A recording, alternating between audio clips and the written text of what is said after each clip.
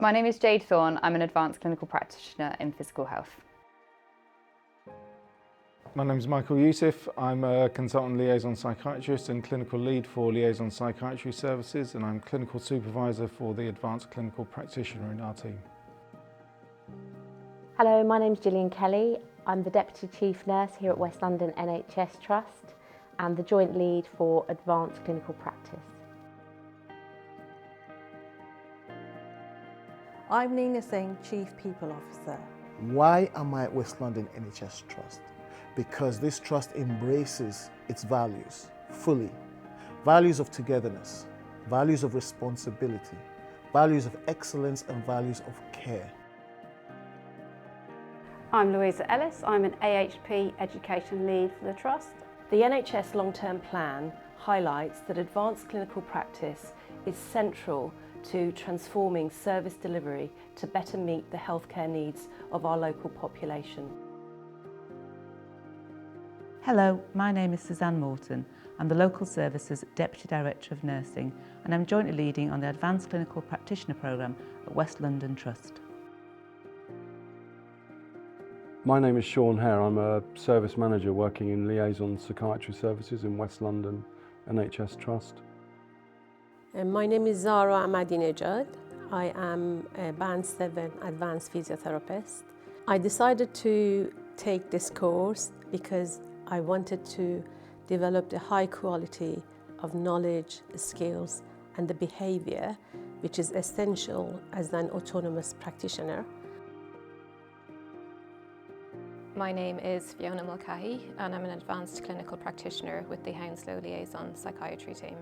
So since I've completed the course and I've started in this new role, I've been able to further build on my knowledge and my skills, working a lot with the more complex cases at the moment, which has been really good for my development. I decided to become an ACP. I was fortunately given the opportunity to do a Master's in Advanced Clinical Practice in one of my previous clinical roles. I felt that this would be the perfect opportunity for me to improve not only the care that I was able to deliver, but improve patient care as a whole. It's a very exciting opportunity for us as AHPs to be able to expand and reach our scope of practice and out of our traditional boundaries of our professions. So an advanced clinical practitioner is generally somebody who is a registered professional working with a high degree of autonomy and experience. The role has 4 core components. These are known as the 4 pillars and they cover clinical care, leadership and management, research and education.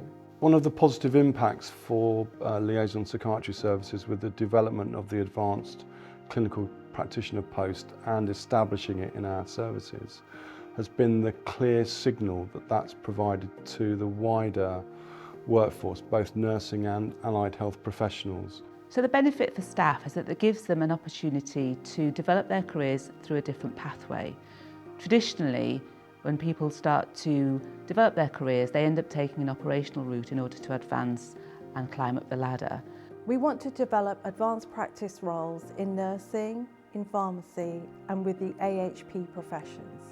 We want to do this because we believe it's the right thing to do for our patients in providing them with expert and skilled care, and also it's the right thing to do for our staff in supporting them with their career progression. I'm so proud to have and work with advanced clinical practitioners at West London NHS Trust.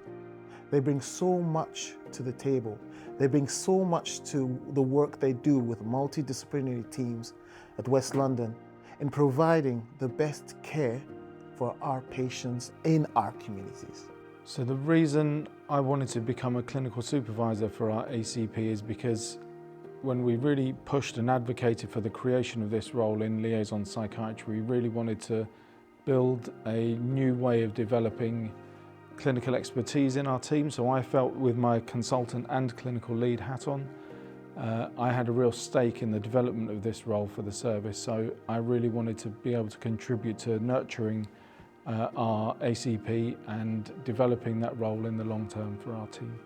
Training to become an advanced clinical practitioner is a huge commitment. I am enjoying the course.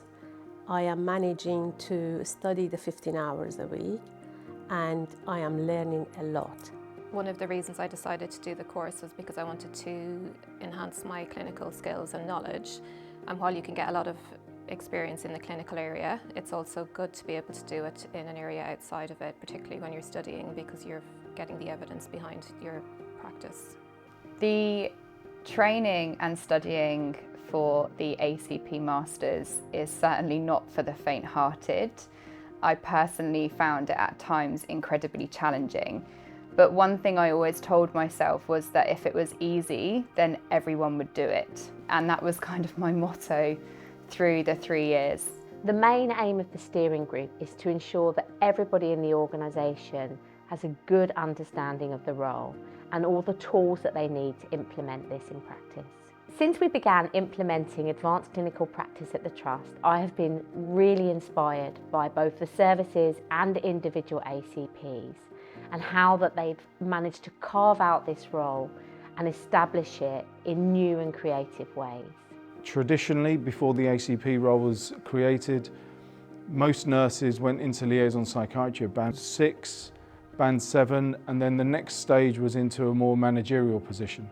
The advantage of doing the Advanced Clinical Practitioners Masters is that you are able to gain experience while you're working and relate this to the theory that you're learning at university, which is an opportunity that I think is quite new and definitely was very different from when I was training to be a nurse many years ago. So I meet with our ACP on a fortnightly basis for clinical supervision, and those sessions are really important in terms of nurturing the role and providing my colleague with that space to discuss and explore cases in much more detail. My clinical supervision is important to me. I can reflect on my work and continue learning. I meet with my supervisor on a formal basis every 2 weeks, but then there's also scope for informal conversations as well. Clinical supervision is really important, not only throughout your studying as an ACP, but also once qualified. For anybody that wants to do the course, I would say it's something that you need to think about really carefully. It's a really big commitment. You're also going to need to find a designated medical practitioner who will work with you throughout the 2.5 years of the course.